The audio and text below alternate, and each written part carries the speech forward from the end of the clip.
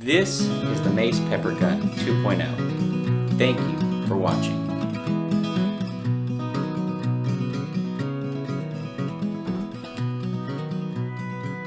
Hello everyone, and thank you for tuning in to another very special episode of Peace, Love, and Guns. My name is Will, and today we're taking a look at the Mace Pepper Gun 2.0. If at any point in this video you find yourself enjoying it, please do make sure to hit like, leave a comment, and maybe consider subscribing. Let's preface this by taking a quick look at a snapshot of the current hell world we live in. You've got record numbers of unemployment, consistently and increasingly higher numbers of people living at poverty levels, social unrest, cats and dogs living together, and a global pandemic to boot. And these are just problems as seen by someone in the first world. So it's no wonder to me that people aren't feeling as secure as they used to.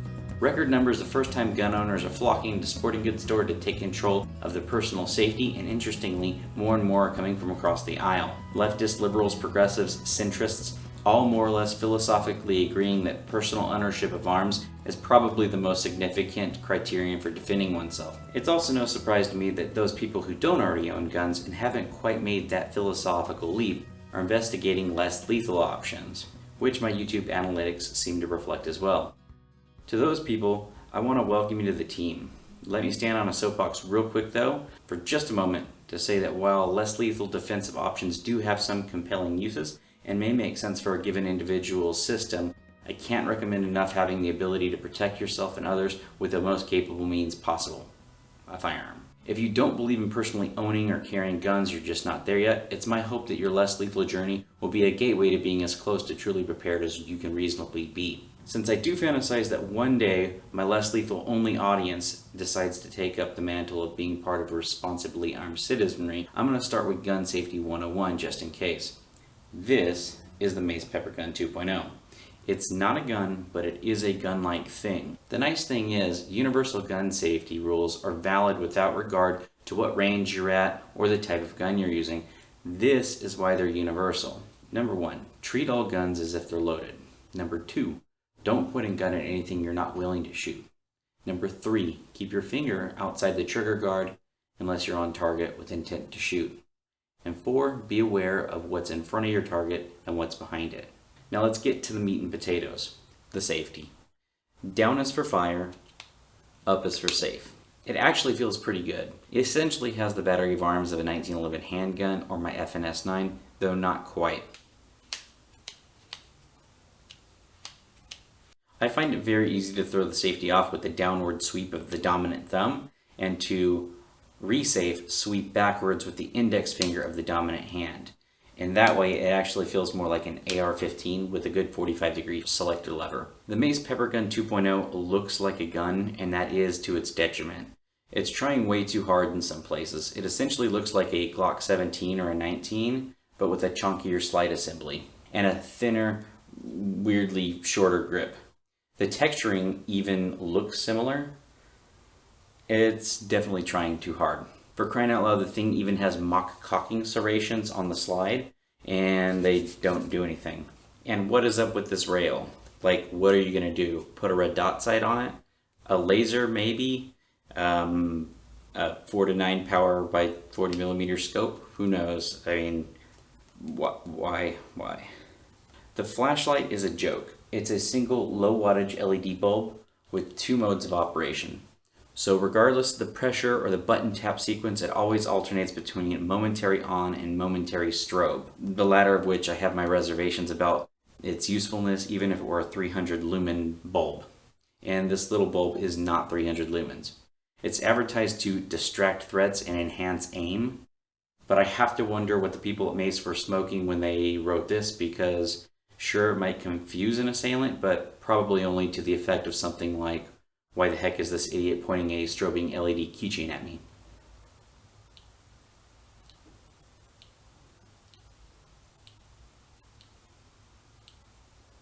And then there's the activation. In order to activate the flashlight, you have to put your finger inside the trigger guard and then pull the trigger partially to activate the light.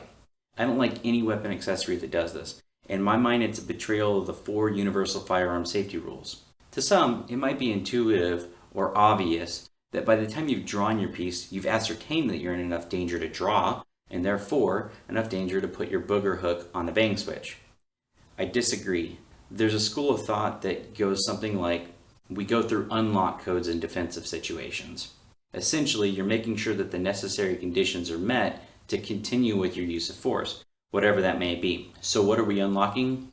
The 4 universal gun safety rules. Here's what this looks like. You find yourself in immediate danger and you draw your weapon. You're still observing universal firearm safety rule number 1. Treat the firearm as if it's loaded. At that point, you're still in motion, but probably in or approaching a state called high ready, like this. You might find that you're still in danger. That's your next unlock code. And you begin to bring your weapon to bear on the threat, in general contradiction to firearm safety rule number 2. Don't point your gun at anything you don't want to shoot. Granted, all this is happening in the blink of an eye, but are you still in danger? If the answer is yes, that's your next unlock code. This is where it would be appropriate to override firearm safety rule number 3. Keep your finger outside the trigger guard unless you're on target with intent to shoot. And that's where this trigger activated light falls short. Weapon lights should be used to identify targets to make sure we're in danger, that our target is a threat. There's a simplicity in the way this is designed, but if there's any part of this that's intended to identify threats, and I would argue that's the primary purpose of a weapon light, that step should necessarily come before putting your finger on the trigger. I've seen lights and lasers on real guns that function similarly, and that's frankly just unfathomable to me. With all that said, the light's activated internally by a tactile switch that you can feel click within the first 2 or 3 millimeters of travel, and 3 or 4 millimeters more, and you hit the wall. And then the trigger pull tightens up dramatically. I estimate the trigger pull to be about 10 or 12 pounds for the unit to fire. The unit comes with both a Pepper OC dye canister and an inert, which thankfully comes pre-installed in the unit. Installing the can or reloading the unit is as simple as pulling forward on the tabs on both sides of the pepper gun and lifting the orange pivoting barrel assembly up. The refill cans look like a small spray paint or hairspray can with the nozzle taken off, and you simply drop it in nose first and close the action. It's ready to go. That's it.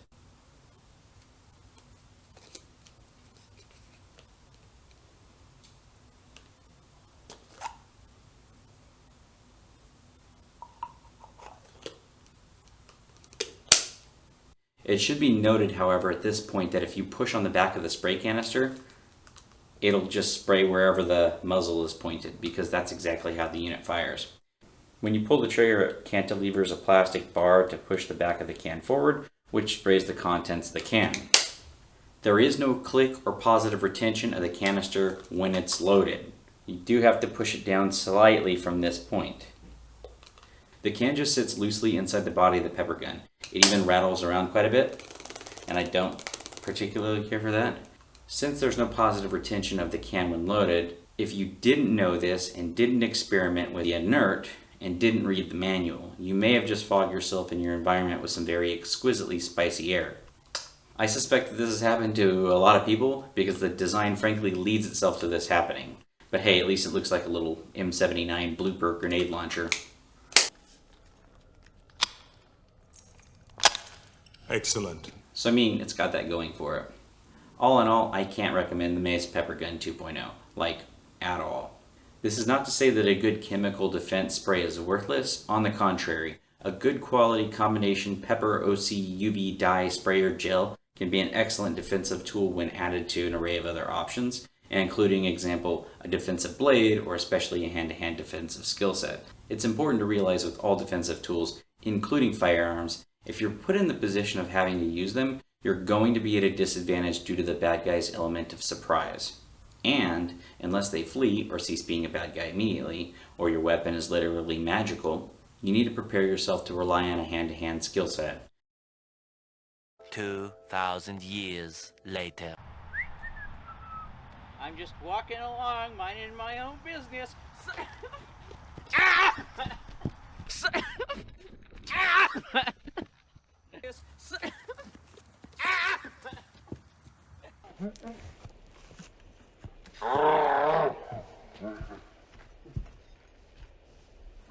So I have a little bit of spray right here, and he definitely got my face. Even though I was wearing glasses, you can see that it's on my glasses. It's on the bridge of my nose.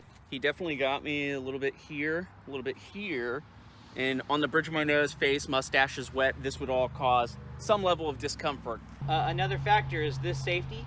It has that battery of arms similar to a 1911, but I fumbled it getting out, and I have carried a 1911 before. It's not the same. It doesn't flip. The angle of it's not the same, but even so, I barely got it off in time to spritz him a little bit, and I still got stabbed in the gut. Let's do it again. Okay. All right, let's go.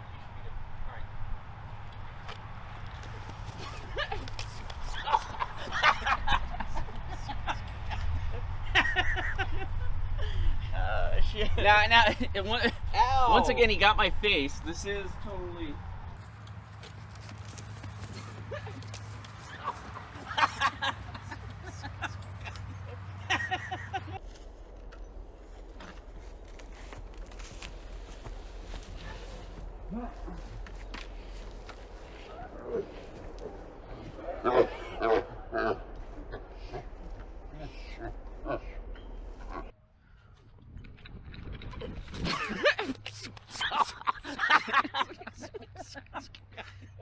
He totally got my face. And he got my nipple. It doesn't feel very good. I think I'm out. Okay.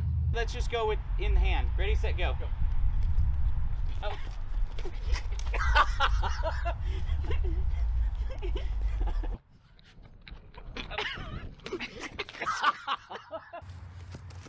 Oh. I actually want to try this run up again. You want me to run up again? Yeah. Okay. Oh no! Pass off. Yeah, I would die. Oh no! Oh no! Pass off. You need to prepare yourself to rely on a hand-to-hand skill set. That said, the form factor here is what is unforgivably terrible. Handguns are shaped this way today due to historical design and iterative advancements, which is why they all have the same general shape. In the same way, chemical defense sprays have long evolved to essentially what's the most efficient archetype. This. With the exception of larger variants, where gratuitous amounts of the holy hot sauce are needed, this shape is the most efficient, both from a liquid container perspective and as a pressure vessel. You just add a spray nozzle and you've got the ideal spicy air, schmoo containment, and dispersal device. The Mace Pepper Pistol 2.0 unnecessarily adds 2 or 3 times the material than is necessary for this type of solution. Additional complication in the battery of arms, and additional opportunity for mistakes. And all while having the silhouette of a real pistol, which admittedly might cause the bad guy to flee, but it's more likely to be perceived as a real gun by witnesses and possible law enforcement, which could be problematic. The same could be said for a real gun, sure, but this thing doesn't have the advantages a real gun has. The fact that it's also much longer than it needs to be possesses the additional problem that it can be more easily taken by an attacker than something that barely protrudes from the fist, as in the case of a more standard defensive spray. So no, don't buy this. It's a hot piece of garbage. If you've made it this far, I want to sincerely thank you for watching. That helps tremendously in getting it shown to other folks that might need to see it. Did I miss anything? If so, please do make sure to leave a comment telling me what that thing is, or that I'm wrong, or that you just like the video. That really does mean a lot, and it helps me to stay inspired doing what I like to do and sharing it with the world. If you want to contribute, and only if you're in a place where you can comfortably do so, I have a Patreon where you can support the channel directly, or make a one-time Junior Bacon Cheeseburger contribution. I have to express my sincere gratitude to my #1 Patreon supporter, Josh with Tap Theory, right here on YouTube. I'm completely floored that such a talented individual is giving me his hard-earned money. He plays a super weird instrument called a Chapman stick, which I had never heard of before. It's basically like an unholy 10-string double electric guitar. Seriously, it's wicked, and this dude is sick talented. He's got Westworld, Ghostbusters, Pirates of the Caribbean, stuff from Chrono Trigger and Zelda, and instructional videos. Seriously, thank you, Josh, and folks, do please consider checking out his channel. I want to thank you again for watching, and until next time, be good to yourself, love your neighbor, and stay safe out there.